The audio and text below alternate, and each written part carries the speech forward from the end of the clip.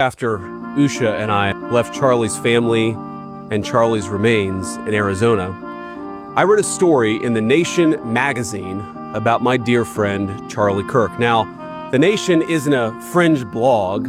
It's a well-funded, well-respected magazine whose publishing history goes back to the American Civil War. George Soros's Open Society Foundation funds this magazine, as does the Ford Foundation and many other wealthy titans of the American progressive movement. The writer accuses Charlie of saying, and I quote, "Black women do not have brain processing power to be taken seriously."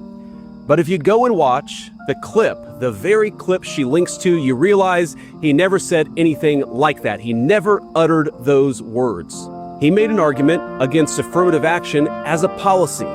He criticized a specific Supreme Court justice as an individual. He never said anything about black women as a group. He made an argument for judging people of all races and backgrounds by their own individual merits. The very evidence she provides, this hack of a writer, shows that she lied about a dead man, and yet she wrote it, an esteemed magazine published it, it made it through the editors, and of course, liberal billionaires rewarded that attack. Now, of course, even if Charlie had uttered those words, it wouldn't mean that he deserved his fate. But consider the level of propaganda at work. Charlie was gunned down in broad daylight, and well-funded institutions of the left lied about what he said so as to justify his murder. This is soulless and evil. But I was struck not just by the dishonesty of this smear, but by the glee over a young husband's and young father's death. Quote, she says, "He was an unrepentant racist, transphobe, homophobe, and misogynist." The Nation wrote, who often wrapped his bigotry in Bible verses because there was no other way to pretend that it was morally correct. He had children, as do many vile people. That's what they said. He had children, as do many vile people. Now, hours before this smear was published, my wife and I had the honor of escorting Charlie's body back to his home in Arizona. We took his wife, Erica, we love you, his parents, his sister, and a few of his best friends with us. And as they offloaded Charlie's casket from Air Force Two, I worried that Erica would collapse with grief. Now, I am a very lucky husband to a very wonderful wife, but I have never been prouder of my wife at that moment as she held Erica in Erica's very darkest hour. And I thought of Erica as I read that disgusting attack on Charlie. He had children, as do many vile people. That's what they said about him. I said the Lord's Prayer, "Our Father who art in heaven, hallowed be thy name. Thy kingdom come, thy will be done on earth as it is in heaven." And I asked Usha what Erica had said to her earlier in the day in a private moment, and I asked Erica's permission to share this. My wife told me, she asked me for advice. Erica asked me for advice on how she should tell her children that their father had been murdered. She asked my wife how to tell her beautiful kids that their father and my dear, very dear friend is no longer with us.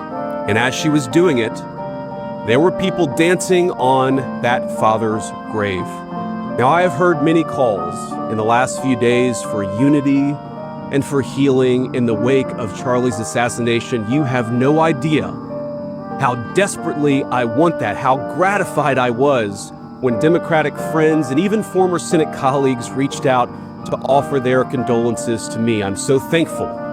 And I know there are so many like them all across our great country. I am desperate to wrap my arms around them as we all unite to condemn political violence and the ideas that cause it. Psalm 133 tells us, "Behold how good and how pleasant it is for brethren to dwell together in unity. It is like the precious ointment upon the head." Oh, how badly have I craved that precious ointment in recent days, and I believe we can have it. But first, we must tell the truth. It's the only way to honor Charlie, for what was he, if not a man who told the truth in every place, in every environment? Now, the most important truth Charlie told is this, that long ago a man, begotten, not made, came down from heaven, and by the Holy Spirit was incarnate of the Virgin Mary and became man. For our sake, he was crucified under Pontius Pilate and suffered death and was buried and rose again on the third day. Charlie believed, as I do, that all the truth he told flowed from that fundamental principle. I really do believe that we can come together in this country. I believe we must.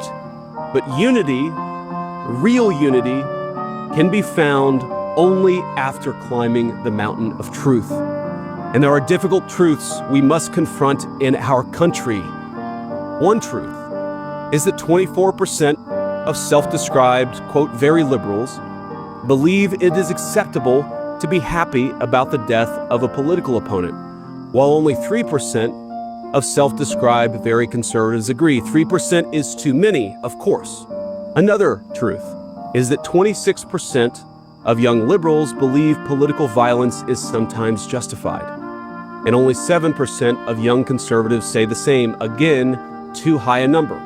In a country of 330 million people, you could of course find one person of a given political persuasion justifying this or that or almost anything, but the data is clear. People on the left are much likelier to defend and celebrate political violence. This is not a both sides problem. If both sides have a problem, one side has a much bigger and malignant problem, and that is the truth we must be told.